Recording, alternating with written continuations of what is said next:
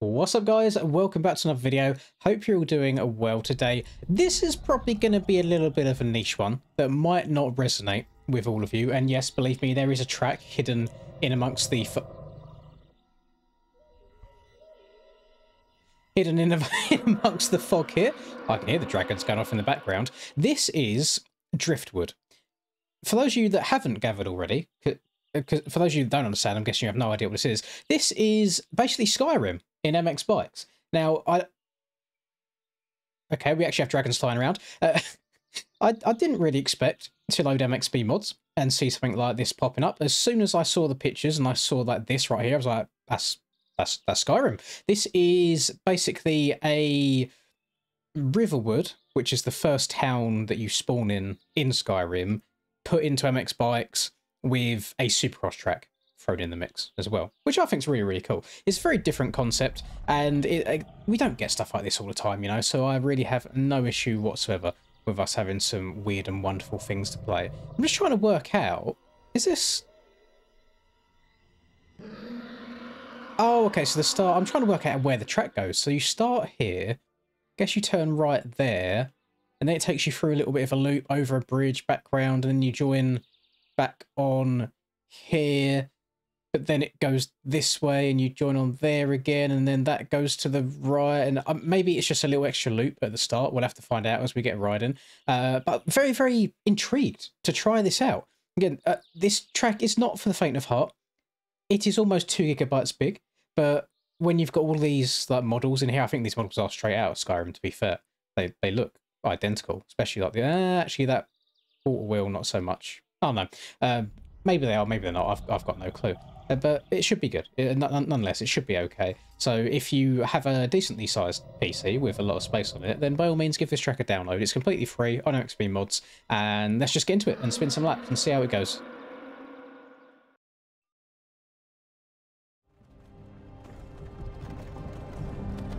Hey, you. You're finally awake. I have a feeling that the fog or mist, whichever you want to refer to it as, in the sky, in the environment, is going to absolutely ruin the bitrate on this video. YouTube does not like weird lighting like that. But we're going to start from the beginning here. I apologise if I'm a little bit rusty. I also might turn the volume down a little bit for this video, just so you haven't got a dragon screeching in your ears the entire time. It might be a little bit sketchy. First time playing in a couple of days. Troy did let me out of the basement, so straight away I thought, you know what, that's my chance to stop uploading again. So we are back. We're going to try and have some fun here. I'm going to still be doing it for Dal. I'm still rocking the Daytona bike that I ran the other day. And thank you. That Daytona stream, by the way, has had a lot of residual views, which is quite cool. Usually when the general live streams are done, they don't really perform too much after that. So if you were there for the event, cool. Not many people go back and watch it again since, but Daytona's just kind of carried on climbing, which I think is awesome. We should probably just address it, because people are probably going to ask my opinions in the comments. I am Team Daniel Blair, for those that you are wondering. I watched his full video, like 30-minute long video today, and it just sounds like showbiz to me, to be honest. There's always going to be people that get catered to, and then the little man trying to work his way up is going to get put under the boot, so to speak. And I'm very, very intrigued. I think this is just me being an arsehole in general.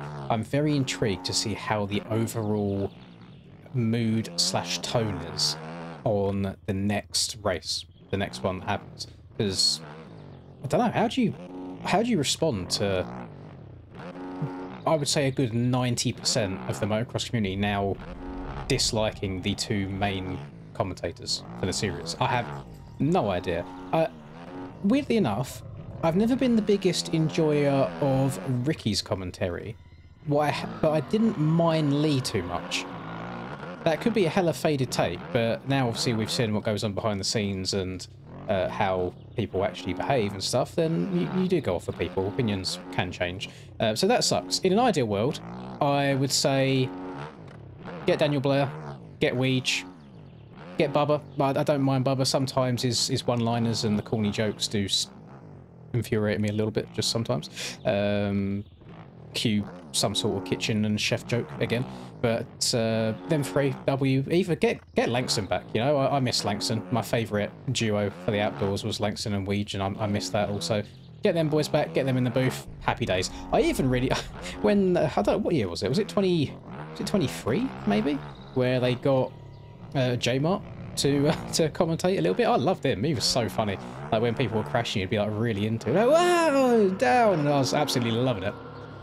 But we need a bit more life in the live streams, and I know they're trying to make Supercross like this massive publicly known sport and trying to cater to the masses, but sometimes you do want to feel like you're being catered to as well from people that know the sport and ride bikes. You don't want everything being dumbed down to you constantly, which I feel like the current broadcasts do a hell of a lot. So I wouldn't mind a little bit of change. There's probably not going to be a change, to be honest. They're probably just going to ignore everything, maybe take Daniel Blair to court for some sort of defamation. We'll see how that goes. But when's the last time we had some nice, juicy motocross-related drama? I think it's been a hot minute, so I'm all for it. I think it's a big old W. I'm going to be honest, I don't know the exact layout of this track. Obviously, I can see the track map that we've got. Ah, actually, Dragon, can you please be quiet? I think I do know. So that if I get my cursor here, so I think you start your lap here, you go across the start straight, you do your little loop, you go into this first corner, follow that, you follow that around, and then maybe from there you go and do the bigger loop around this way. So you basically hit this first corner twice, but in two different ways. That could be it. Let me go to the pits so we can restart a lap again. I think the start-finish line is over in this direction, because it would absolutely suck arse if I do an entire video on this track and I don't actually have a lap time that counts because use error and I'm not doing it the right way. So we're going to go finish line. I've also, those are massive hoof marks, by the way. I'm guessing the horses are leaving a little bit of a trail behind them, but they are huge. I'm seeing them in here. Apparently, use a 4K texture mask, and I kind of see it in some parts of the track, and others it seems to be a little bit washed out. But I do know firsthand how difficult it is to make good stuff.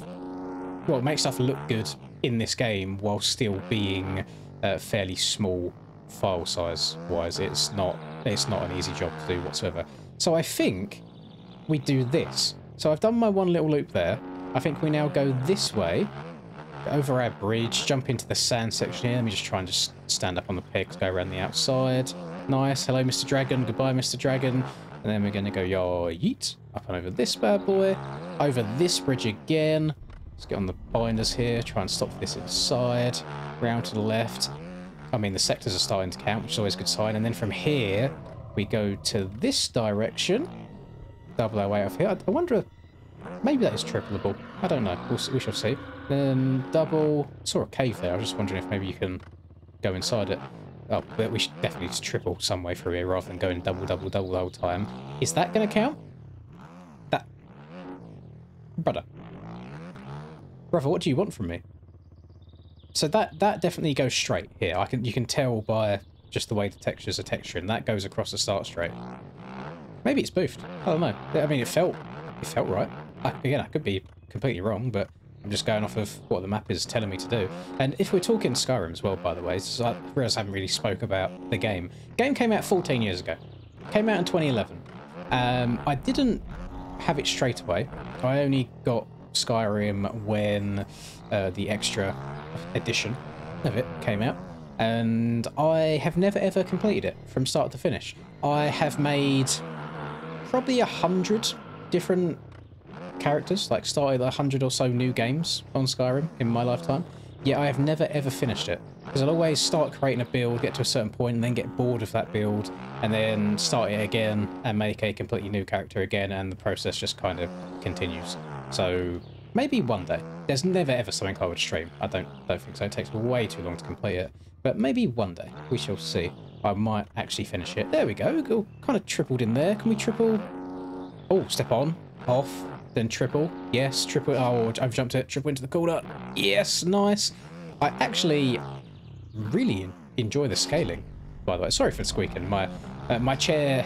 There's the same chair, by the way, that Rusper was sniffing on stream for a measly $5, you dirty boy. That same chair that I've owned for well over 10 years now, that squeaks and all sorts, and the suspension's been failing me. It's fully gone now. The suspension is fully collapsed. It does not go up and down at all now. It is all the way at the bottom of the, let's say, stroke? The suspension of my chair is bottomed out. There you go. That's how we're going to word it. So not ideal whatsoever. Maybe we'll look at getting a new one. But I'm very particular. I know I'm not the only one in regards to this, but you have a preferred, we'll call it gaming position, where you like your arms in a certain way, you're sat at a certain distance away from the monitor. Maybe you're leant back when you're playing casually, maybe you're leant forwards when you're really getting into the game, who knows. But you have a way you like to sit, and if you're a couple maybe inches off centre, maybe a bit further back than usual, it all just feels off, doesn't feel right. I'm very, very sensitive to that. So anytime I have had a new chair or tried a new chair in the past, I've straight away gone back to this one because I didn't like how the chair felt, basically. I always have my elbows on the armrests of the chair. This chair doesn't have adjustable armrests, but they're very, very low. And any chair that I have had after this that does have adjustable armrests, even the lowest setting, it doesn't go low enough, so then it just feels awkward. So I don't know. Maybe I'll do a Google search, try and find the exact chair that I've got here. I'm pretty sure it was just some random office chair that my dad brought home from a job one day, and I've just had it ever since. But the memories, the amount of let's say swamp ass, the amount of sweat that has soaked its way into this leather is actually, it could be unmatched. Could be in competition for the stankiest chair in human history. But yeah, as I was saying, I actually quite enjoyed the scaling of this. The Supercross section of it, for the part that does feel quite Supercrossy, this is more, I guess this is more like a hybrid area here that I'm on around the back now. But the scaling of the Supercrossy parts feels really nice. It's definitely more one-to-one slash aerialish scaling that we've had recently, which I personally like. I like the shorter jumps in terms of distance from point A to point B, but I like them being quite tall and peaky at the same time, so you go more up in the air rather than going forwards. I think it makes you be a lot more precise with your jumping. It makes the tracks a little bit more difficult as well, not quite so easy, and we definitely need some more difficulty these days. And I'm sorry, I'm going to say it again, but I don't think it's not going to happen, by the way. So me saying this actually has no effect on anything. So nobody, don't come crying to me if anything does change, because it's not my fault. We're all in agreement, aren't we? I saw all the comments on the Daytona stream. We like the ruts. From a racer's perspective, I love them. I think it made the racing 10 times better to have the option to move about on the track and take different lines off of people and still be able to make passes. From a viewer perspective, it seemed like everyone that was watching that stream on Friday, in my chat at least, really enjoyed it as well and preferred it. And I don't know why. Well, I mean, I know why we're not still going down that route. It's just a lot of extra work. It really, really is. It seems like for the most part, the tracks for the rest of the season might already be done or close to being done. When they're built from the track map, you can kind of preemptively make quite a lot. So now to maybe go back in after the fact and then say, hey, we want a bunch of ruts on the tracks now, and make them all equal to each other and make them all flow and feel good and not be too sharp to where if you get too high in them, your bike does a 1080 off the top of it, or not be too deep so your handlebars drag the ground of the one next to you and make you crash as well.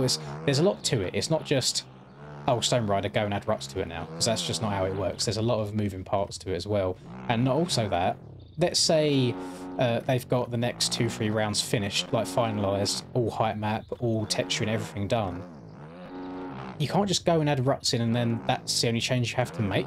You find sometimes them ruts mean you have to adjust maybe some bails in corners. You might have to... Speaking of bails, is that bail inside... Hang on, let's try and get a better angle of that. I think the... Oh yeah, can you see that? These two bails in front of me, they're kind of like morphed. You kind of see through one into the other. That's hella trippy.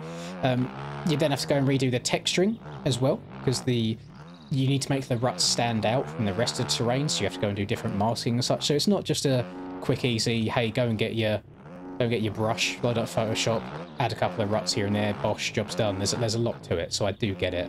It's just disappointing from a racer's perspective and wanting to race the best players on the game on the hardest tracks that we're not getting that. That's all I have to say on that. I don't even know what I'm trying to say on it. I just thought I'd say my piece again for like the 20th time. People are probably sick of me talking about it at this point. But on the plus side, it does seem that a lot of other top-level players are kind of in my corner on it now. I saw a lot of people after Daytona saying that they actually really enjoyed it, a lot more than I expected. I thought there'd be a lot of wow, this track's bollocks, etc. And it just wasn't. I really enjoyed Daytona. Don't get me wrong, hella frustrating track to try and qualify on. But then again, every track we play is going to be frustrating to qualify on in some regards because we're pushing the absolute limits of the game. You know, we're searching for nanoseconds around the track just to try and beat the rest of the competition, scrubbing the piss out of everything as hard as possible, even like cross-jumping side across the track to try and open up corners as hard as you can, hit the corner as fast as you can. There's a lot of time a tenth of a mile an hour between surviving a turn and crashing. On Daytona, for example, it's the difference between staying in a rut or blowing a rut completely. So there's a lot of moving parts to it. And the roughness and the ruts definitely don't help with the randomness in that regard, which is why I think a lot of people like the easier tracks, for the simple reason is it is easier to go fast on them. But at the end of the day, there's 1,000 other tracks in the game that you can load up and go and duct tape your right trigger down if you wanted to. So if we're then doing a professional race series, why not race on difficult tracks to challenge each other and actually make the racing more competitive rather than just a whole shot simulator? Because that's the world that I want to live in, to be honest. I mean, we made a lot of mistakes at Daytona. Everybody did. And we're meant to be the best riders on the game. So to force, let's say, the top 10 best that competing in the EU series, I didn't watch any. I watched a bit of Chase's POV of his race and then I got too tired and went to bed. I didn't see the end of it. But if we take like the top 10 EU riders, we all crashed 5+ times in that Daytona main event. But it wasn't bad. It made you really focus and pick your lines and slow down in some places, then gain time in others. And that is racing to me. Racing needs a little bit of smarts and strategy about it rather than rush, 100 miles an hour as fast as you can everywhere. And you know, it's just fastest guy wins, because that doesn't always happen indoors. We could take, for example, if we take the real life Daytona, Kenny wasn't the fastest man on the track. Cooper was faster, but yet the track forced him to make some mistakes. And Kenny won because of it. That is racecraft. Kenny was the better man on the night because he didn't make those mistakes that Cooper made. Whereas if we're racing on flat tracks, those mistakes don't really happen. There's no consequence to going as fast as you possibly can all the time. So that's kind of where I'll leave that debate off. And I want to see it, an opinion from a casual standpoint. Not let's not look at it as in, let's say you are an intermediate in the game and you find the ride tracks too hard, so you then want the tracks to be smooth. Look at it from, this is a pro series, the tracks are made for pro riders. As a spectator, if you're unable to qualify for these races because you aren't good enough yet, do you enjoy watching the pros on the rutted tracks, or would you rather watch them on the rough ones? Because it's the same reason that 99% of the community's favourite track is Farm 14 or Walnut. They're not difficult. To me, they're not even entertaining after 10 minutes because they are too easy. But to intermediate and beginner level players, it feels like you are going fast because they are easy tracks and you can finally get to grips with the game. That's not really what I'm looking for. I'm looking for the hardest competition possible, basically, without being silly. You know, there is limits to it. You don't want a track that is just making everybody crash every single lap. There's a fine line to it. You should get penalised for trying to go too fast. But then if you rein it back a little bit, you should be able to ride the track at a good pace for the entire race. And I thought Daytona done a great job of that. So my favourite track of the year, and actually the only track of the year so far that I have gone back and replayed more than once after the race is finished. And that's telling. Maybe that's just personal preference, I don't know. But that's a hell of a lot of waffling, a hell of a lot of rambling and ranting. Not even in a negative way, to be fair. I'm just kind of speaking my 2 cents. If people want to listen to it or not, that is completely up to you. And definitely, again, if you have the space on your PC to download 2 GB worth of track, then by all means give it a go. I have probably gone the wrong direction 100 different times, and to the track creator I do deeply apologise for that.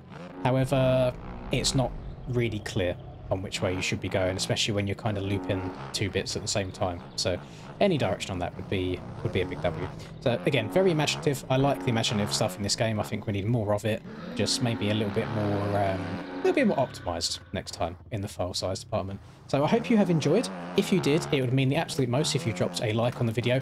And if you want to see more from me on the channel, then feel free to subscribe, completely free. And the number going up greatly inflates my ego, and I really do appreciate that too. Have a lovely rest of the day, whatever you're up to, and I will see you all in the next video. Peace.